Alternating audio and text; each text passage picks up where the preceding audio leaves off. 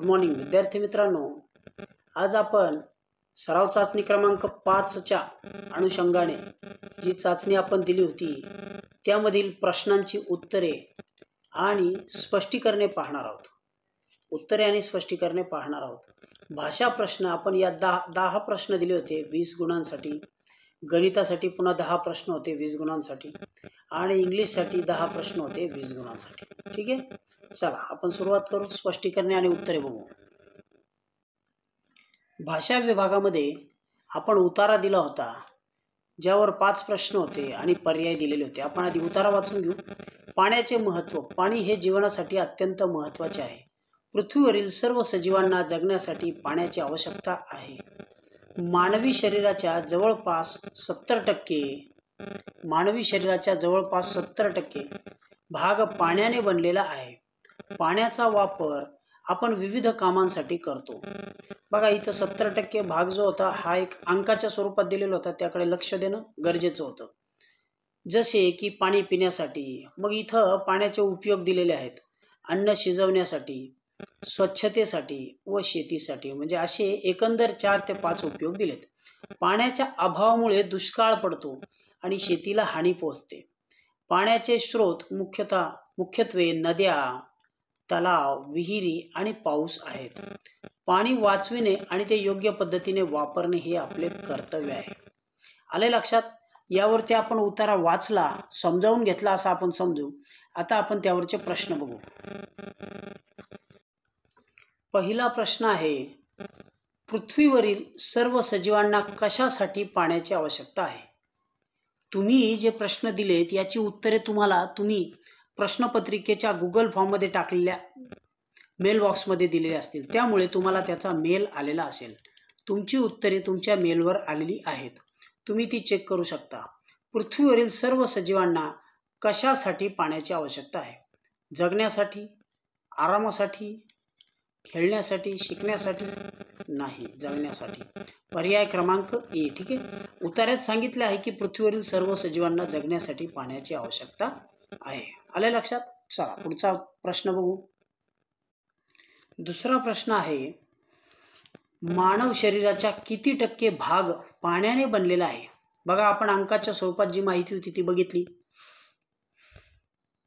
50% नाही, 60% नाही, 70% हा भाग पाण्याने बनलेला आहे. बरोबर, पर्याय क्रमांक सी. ठीक आहे, उतार्यात नमूद केल्याप्रमाणे मानवी शरीराच्या जवळपास 70% भाग पाण्याने बनलेला आहे. चला पुढचा प्रश्न बघू. तिसरा प्रश्न आहे, पाण्याचा वापर कशासाठी केला जातो? कशासाठी? फक्त पिण्यासाठी?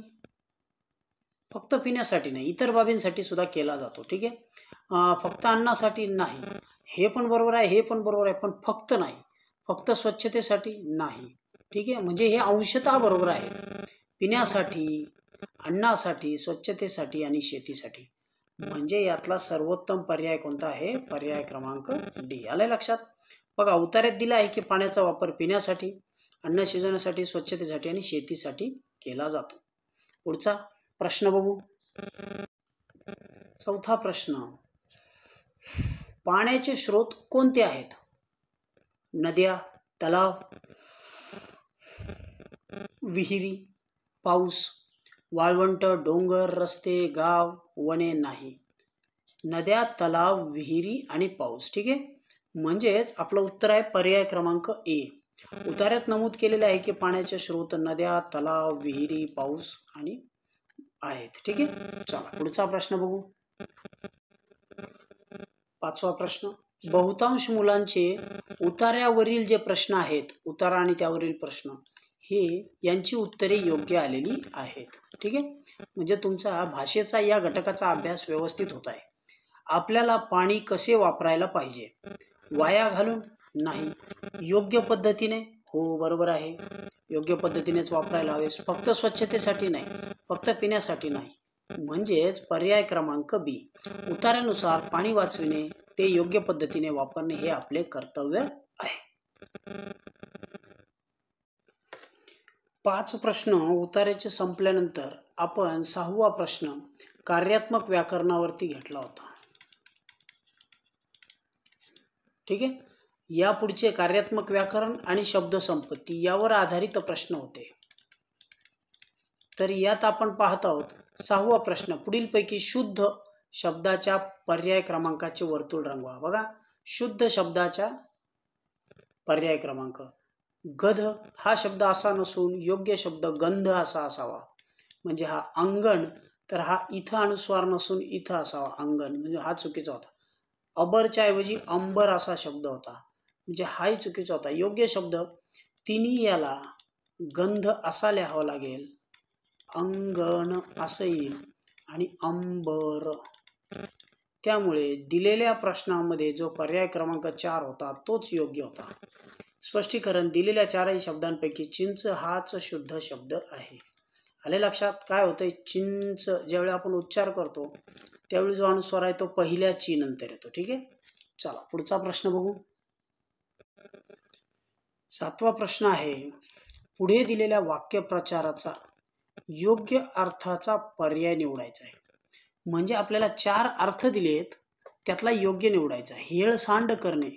हेळसांड करणे म्हणजे काय? तक्रार करणे नाही, मदत करणे नाही, वाद करणे नाही, दुर्लक्ष करणे. हेळसांड करणे, एखाद्याची व्यवस्थित काळजी न घेता दुर्लक्ष करणे याला हेळसांड करणे असं म्हणतात. ठीक आहे. पर्याय क्रमांक 1. दिलेल्या पर्यायापैकी दुर्लक्ष करणे हा सर्वात योग्य पर्याय आहे. उर्वरित पर्यायांचा याच्याशी संबंध नाही. चला पुढचा बघू. 8वा प्रश्न आहे. पुढे दिलेल्या म्हणीसाठी योग्य अर्थाचा पर्याय निवडा. म्हण आहे हाजीर तो वजीर. म्हण ऐकायला सोपी आहे, अर्थ नीट समजावून घ्या. वेळेला हजर राहणे. वेळेला हजर राहणे हा हे ठीक आहे, पण आपल्याला योग्य समर्पक म्हण बघायचे आहे. खूप फायदा होणे, अर्थ याचा जवळजवळ जातो, पण तसं नाहीये. वेळेला हजर राहणाऱ्याचा लाभ होतो, हा जो अर्थ आहे ना हा परिपूर्ण अर्थ आहे. वेळेला हजर राहणाऱ्याला लाभ मिळत नाही, म्हणजे हे पर्याय चुकीचे होते. पर्याय क्रमांक 3. ठीक आहे. वेळेवर हजर राहणाऱ्याचा लाभ होतो हा सर्वोत्तम पर्याय आहे. पुढचा प्रश्न बघू. तुम्ही तुमचे पर्याय तुमच्या मेलवर चेक करू शकता. 9वा प्रश्न. योग्य शब्दांचा वापर करून वाक्य पूर्ण करण्यासाठी पर्याय निवडा. शिक्षण पूर्ण करण्यासाठी त्याने आपले घर टिंबटिंब ठेवले. गहन नाही, घाण नाही, कर्ज नाही, गहाण. काय ठेवलंय? तो शब्द असा आहे उच्चार गहाण. बरोबर. पर्याय क्रमांक 2. आले लक्षात? कर्ज घेण्यासाठी तारण ठेवण्याच्या कृतीला गहाण असा शब्द आहे, त्यामुळे पर्याय क्रमांक 2 हे योग्य उत्तर आहे. पुढचा बघू. पुढील इंग्रजी शब्दासाठी योग्य मराठी शब्दाचा पर्याय निवडा. व्हिडिओ.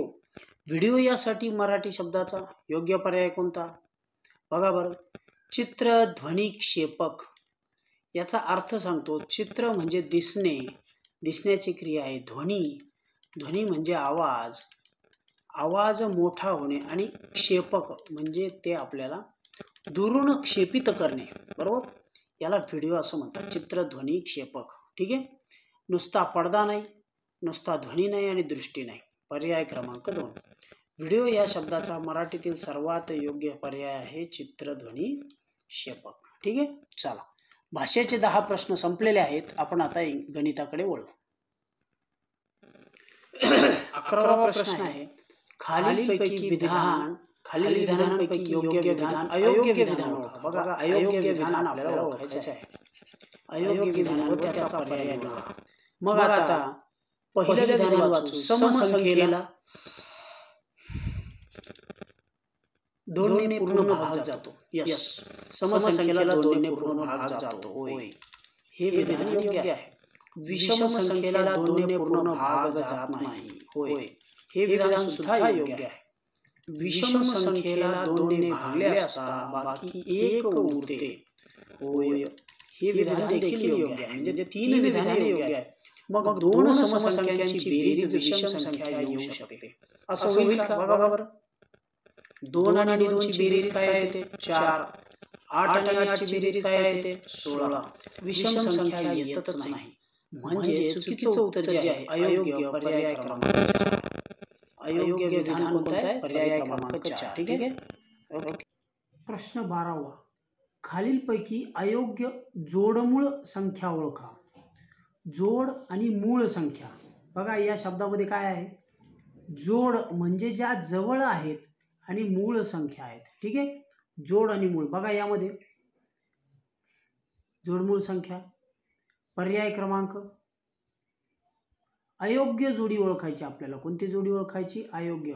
म्हणजे आपल्याकडे जास्तीत जास्त जोड्या योग्य दिलेल्या असतील. बघा बरं आता योग्य जोडी 3 आणि 5ची हो त्या जोड आहेत. कारण जर आपण मूळ संख्या लिहित गेलो तर 3, 5, 7, 11, 13 बरोबर आहे, 17, 19 म्हणजे अशा प्रकारे आपण लिहित गेलो तर बघा 3 आणि 5 ही जोड आहे. त्यानंतर ज्या लगत असतात त्यांच्यामध्ये 2चा फरक असतो. त्यानंतर 5 आणि 7 ही जोड आहे. 11 आणि 13 जोड आहे.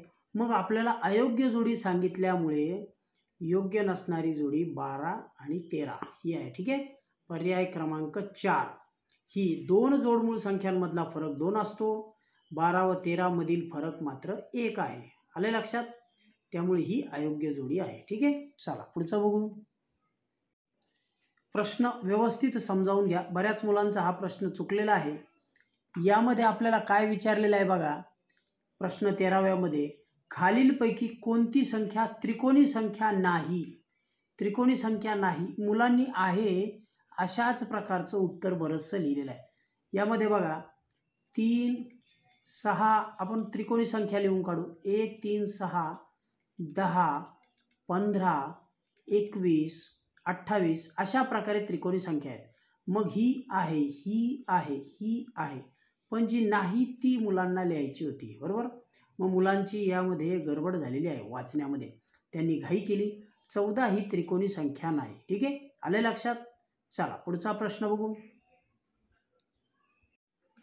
आपल्या समोर जो प्रश्न आहे प्रश्न 14वा. खालीलपैकी कोणती संख्या चौरस संख्या नाही? बघा या प्रश्नांमध्ये आपण चाचणीमध्ये काही नकारात्मक अयोग्य असे प्रश्न विचारलेले होते. म्हणजे ज्यामध्ये विद्यार्थ्यांनी प्रश्न नीट वाचणं गरजेचं होतं. हाही प्रश्न बऱ्याच विद्यार्थ्यांचा चुकलेला आहे.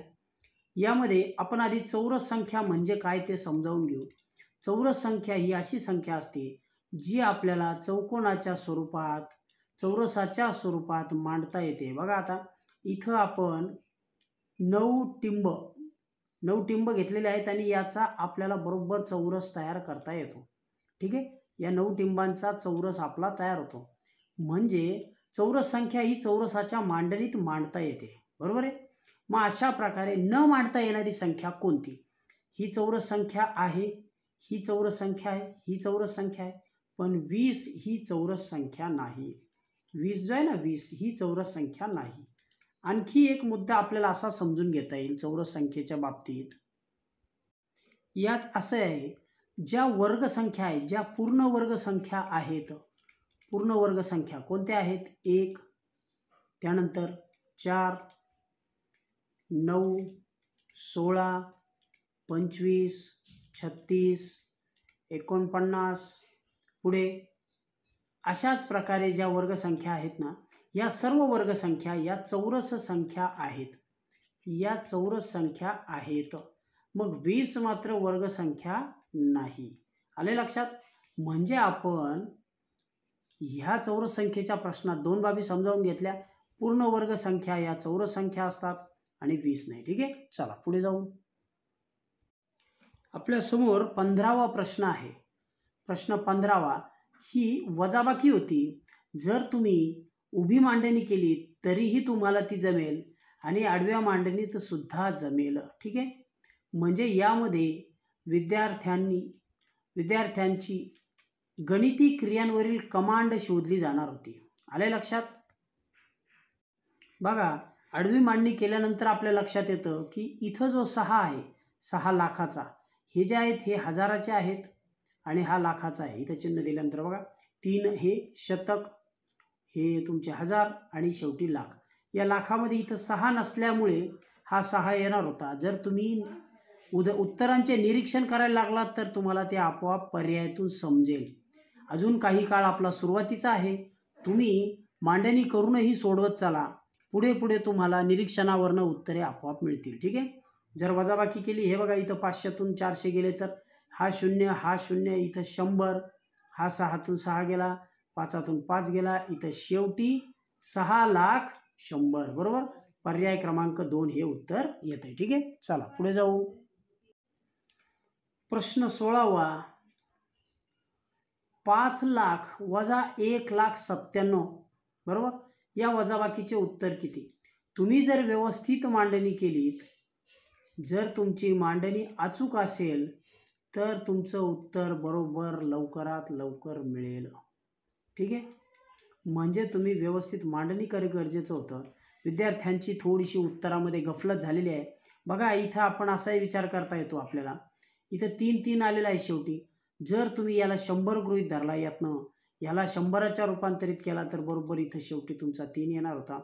3 याही पर्यायात आहे, याही पर्यायात आहे, याच्यात नाही. त्यानंतर जेव्हा आपण इकडचा विचार करतो, 1,00,000 गेल्यानंतर 3,99,000. बघा 3,99,900 हेच पर्याय क्रमांक उत्तर 2 आहे. मांडणी केली तरी लक्षात येतं आणि सोडवलं तरी येईल. ठीक आहे. चला पर्याय क्रमांक 2. ओके. पुढचं बघू. हा प्रश्न फक्त वाचताना किंवा दिसतानाच आपल्याला अवघड वाटतो, मात्र या प्रश्नामध्ये एक क्लुप्ती आहे. बघा आपण वाचून घेऊ. दोन संख्यांचा गुणाकार 10,000 असून गुण्य व गुणक यांच्यातील फरक 0 आहे. फरक 0 म्हणजे तो अंक समान असतो. फरक 0 म्हणजे तोच अंक समान अंक आहे. मग बघा तर गुण्य कोणता असेल? यामध्ये जर तुम्ही विचार केला नीट तर या 10,000मध्ये 4 शून्य आहेत. जर तुम्ही 1,000 समान अंक असेल तर आता तुम्ही पर्यायांचा विचार करा. समान अंकात जर तुम्ही 100ने 100ला गुणलं तर किती येते? बघा 100ने 100ला गुणलं तर एकावरती 4 शून्य येतील. म्हणजे आपलं वरचं उत्तर येते. पर्याय क्रमांक 1 हे उत्तर आहे. आता खाली थोडासा पडताळ घेऊ. 10ने 10ला गुणलं समान अंक असेल तर ते उत्तर येणार नाही. 10,000ने 10,000ला गुणलं तर जास्त येईल. 1,000ने जरी गुणलं तरी हे 3 आणि पुढचे 3 6 शून्य द्यावे लागतील. हे पण नाही. ठीक आहे. म्हणजे आपलं उत्तर हे होतं. पण यात बऱ्याच मुलांची चूक झाली. त्यांना फरक 0 आहे याचा अर्थ लक्षात आला नाही. फरक 0 म्हणजे काय? बघा 100तून 100 वजा केले किती उत्तर येणार आहे? 0. बरोबर. म्हणजे असा अंक असायला हवा जो त्यातूनच तो वजा गेला की 0 येईल. फरक 0 ही बाब कायमस्वरूपी लक्षात ठेवा. ठीक आहे. चला पुढे जाऊ. पुढचा प्रश्न आहे प्रश्न क्रमांक 18. 1,853 या संख्येस 17ने भागल्यास किती उत्तर येईल? आता यात तुम्हाला सरळ सुरुवातीला भागाकारच करावा लागेल. ठीक आहे. तुम्ही जर भागाकार केला तर तुमच्या ते लक्षात येईल. पर्याय क्रमांक 1 बरोबर आहे. पर्याय क्रमांक 1 हे उत्तर येईल. कसं? बघा बरं. पहिला भाग जातो. 17 × 17 वजाबाकी करा. 1 उरला, वरनं 5 खाली आला. आता याला भाग जाईल का? नाही, 17पेक्षा लहान आहे म्हणून 0 द्या आणि वरचे 3 खाली घ्या. 17,9,153. 17,9,153 आले लक्षात? वजाबाकी केली 0. 109 उत्तर येतं. पर्याय क्रमांक 1. ठीक आहे. चला पुढे बघू. पुढचा प्रश्न आहे 19 क्रमांकाचा प्रश्न. ठीक आहे. बघा 25 शतक. 25 शतक म्हणजे किती? 25 शतक त्यावर 2 शून्य. बरोबर. गुणिले 10. मग आता जर 10 याला गुणिले तर किती उत्तर येणार आहे? ठीक आहे. आपण मांडणी करू. अधिक 100. बघा बरं स्पष्टीकरणामध्ये इथं दिलेलं आहे 2500 गुणिले 10 अधिक 100. आता 2500ला जर 10ने गुणलं तर त्यावर एक शून्य अधिक वाढेल आणि त्यामध्ये 100 मिळवायचे असतील तर बघा आता काय येणार आहे? 2500 100. पर्याय क्रमांक 1 आले लक्षात? पर्याय क्रमांक 1. बाकीचे पर्याय चुकीचे आहेत. ठीक आहे. चला पुढचं बघू. 20वा प्रश्न आहे सचिन 1000 रुपयांच्या काही नोटा आहेत सचिनकडे. ठीक आहे. त्यांची एकूण किंमत खालीलपैकी किती असू शकते? बघा इथं आपल्याला नोटा दिलेल्या आहेत हजारांच्या, पण काही म्हटलंय. काय म्हटलंय? काही नोटा. हजारच्या जर नोटा असतील तर आता या प्रश्नात मुलांची चूक झालेली आहे. हजारच्या नोटा असतील तर बघा बरं, मग हजारची नोट कितीही मिळवले तरी शेवटी हजारच यायला हवं. किती? हजार. म्हणजे जर अंदाजे काढलं तरी इथं 2500, 500ची नोट नाहीच, हे येणार नाही. 500ची नोट नाही, सुटे सुद्धा नाही. त्यामुळे हजारची नोट ही तशीच, म्हणजे आपण सबंध नोट असल्याने हजारची नोट जर असेल तर ती 5 असल्या तर 5000 होईल. पर्याय क्रमांक 1 हे उत्तर आहे. कारण इतर याच्यामध्ये कुठेही 500, 5000 हे असं काही येणार नाही. ठीक आहे. चला, आपण आधीचं जे शतकाचं उदाहरण बघितलं त्यामध्ये मुलांच्या चुका झालेल्या होत्या. तुमच्या होऊ नयेत म्हणून त्याचा सराव करा. पुन्हा आपण पुढे तसेच प्रश्न घेऊ. इंग्रजी विभागामध्ये किंवा इंग्लिशमध्ये आपण पुन्हा 10 प्रश्न दिले होते. यातील बहुतांश मुलांची सुरुवातीच्या प्रश्नांची उत्तरं बरोबर आलेली आहेत. ठीक आहे. बघा 21वा प्रश्न, यामध्ये काय आहे? 21व्या प्रश्नामध्ये जंप चित्र दिले कांगारूचं. ठीक आहे. जंपिंगची क्रिया आहे. राईट ही एक रायटिंगची क्रिया आहे. लिहिणे स्लीप म्हणजे झोपणे. आणि इथं नंतर दिले की find out non action word. काय म्हटलंय? नॉन ॲक्शन वर्ड म्हणजे काय हो? नॉन ॲक्शन वर्ड म्हणजे ज्यात कृती नाही, कृती नसलेला शब्द शोधा. कोणता आहे हा कृती नसलेला? हा आहे किल्ली. किल्ली किंवा की. काय म्हटलंय त्याला? की. ठीक आहे. म्हणजेच ऑप्शन नंबर 1, पर्याय क्रमांक 1. कारण इतर सर्व ॲक्शन वर्ड्स आहेत आणि हा ॲक्शन वर्ड नाही. ठीक आहे. चला पुढचा प्रश्न घेऊ. पुढचा पर्याय प्रश्न क्रमांक 22. Which of the word does not rhyme with others. म्हणजेच नॉट रायमिंग वर्ड्स आपल्याला शोधायच्या, नॉन रायमिंग. ठीक आहे. बघा सिंग, विंग आणि थिंग. ठीक आहे.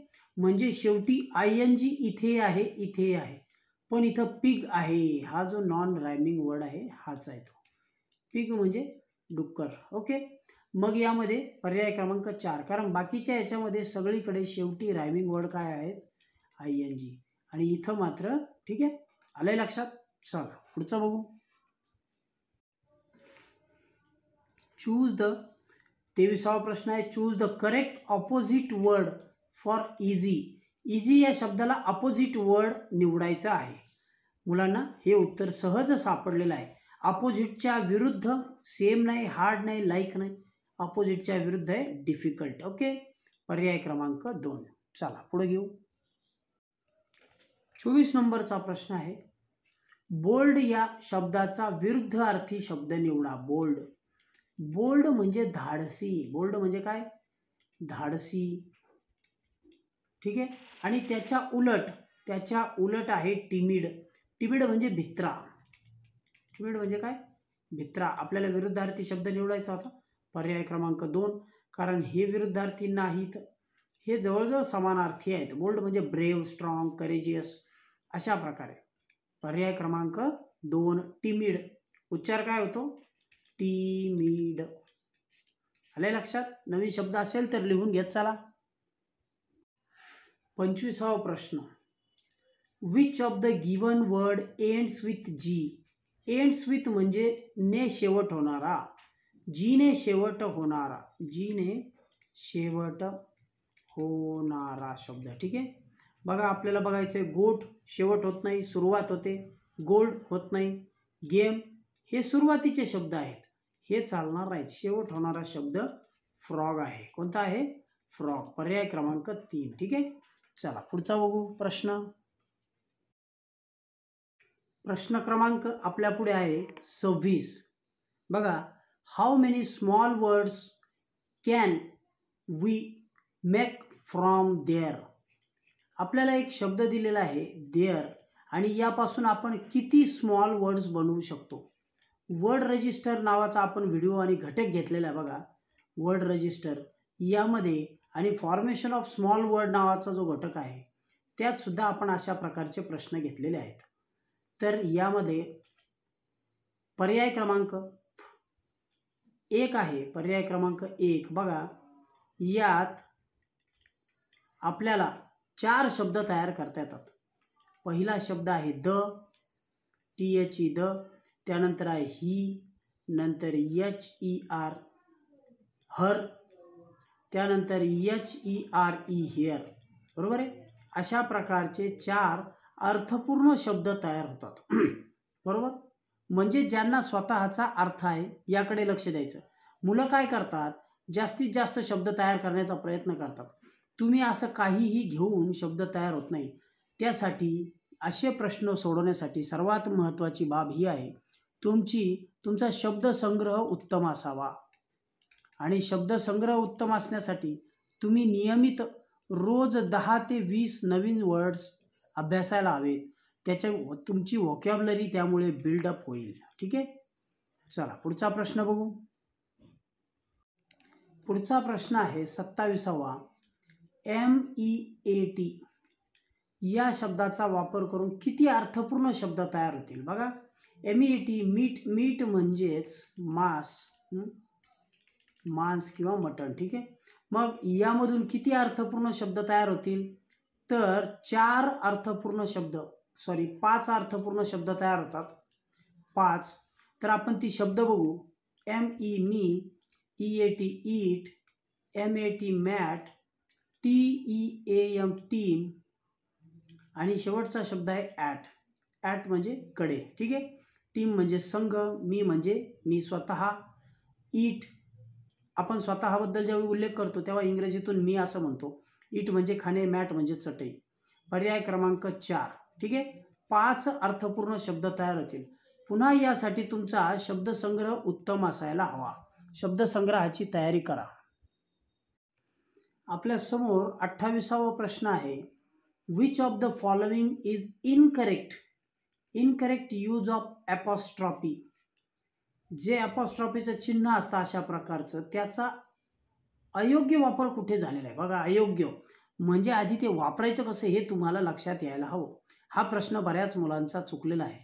यामध्ये जो पर्याय क्रमांक 4 आहे यात त्याचा अयोग्य वापर झालेला आहे. कसा व्हायला हवा होता, DONT या N नंतर असा जर झाला असता तर तो योग्य झाला असता. बरोबर आहे. हा योग्य आहे, हा योग्य आहे, हा योग्य आहे. ठीक आहे. म्हणजे असा दोन अक्षरांनंतर तो होत नाही पर्याय. ज्यावेळी तो NTचा शॉर्ट फॉर्म करायचा असतो त्यावेळी 0 इथला जो 0 O आहे तो लोप पावतो नॉटमधला आणि त्याच्या जागेवर ॲपॉस्ट्रॉफी येतो. ठीक आहे. ओके. चला पुढचं बघू. 29वा प्रश्न आहे. Which of the word is alphabetically third in dictionary. Alphabetically third in dictionary म्हणजे अल्फाबेटिकली आद्याक्षरांनुसार इंग्रजीत तिसरा येईल असा शब्द कोणता. दिलेल्या याच्यात बघा, आता इथं शब्द दिले तर आपल्याला बॉल, बॅग, बेअर आणि बेबी. ठीक आहे. मग आता ह्याच्यानुसार जर क्रम लावला आपण तर BABY हा पहिला येईल. BAG बॅग, कारण इथं जो BA सेम आहे, इथं जो B आहे तसाच इथे BBA सेम आहे. त्यानंतर G आहे दुसरा. त्यानंतर बॉल, इथं BA सेम आहे. नंतरचा येणारा L हा तिसरा असेल आणि शेवटी येईल BARE हा सेम आणि नंतरचा येणारा हा चौथा. ठीक आहे. म्हणजे पर्याय क्रमांक 2 पर्याय क्रमांक 1 हे उत्तर असेल. ओके. बॉल हा शब्द जो आहे हा तिसरा येईल. ठीक आहे. पर्याय क्रमांक 1 हे त्याचं उत्तर आहे. चला पुढे बघू. शेवटचा प्रश्न आपण या प्रश्नपत्रिकेतला बघत आहोत. प्रश्न क्रमांक 30 आहे. If, breathe, nose. बरोबर. म्हणजे इफ ब्रीद, जर ब्रीद श्वास आणि नाकाचा संबंध असेल तर व्हॉइसचा संबंध कशाशी आहे. ब्रीदचा संबंध जर नाकाशी असेल तर बोलण्याचा संबंध कशाशी आहे. बघा, मानेशी आहे का बोलण्याचा संबंध नाही. गालाशी, चिक नाही, चिन नाही, थ्रोट म्हणजे घसा. ठीक आहे. मग घशाशी याचा संबंध आहे. पर्याय क्रमांक 4 हे याचं उत्तर होतं. ठीक आहे. आपण पहिल्या प्रश्नापासून 30 प्रश्न उत्तरांसह स्पष्टीकरणे समजावून घेतली. पुन्हा पुढची चाचणी अवश्य पूर्ण करा. आणि तुमच्या अडचणी असतील त्या व्हॉट्सअपवर किंवा ग्रुपमध्ये वैयक्तिक कळवल्या तरी चालतील. आपण त्यावर आधारित स्पष्टीकरणे घेऊ. ठीक आहे. चला ओके, थांबतोय. Good day. बाय.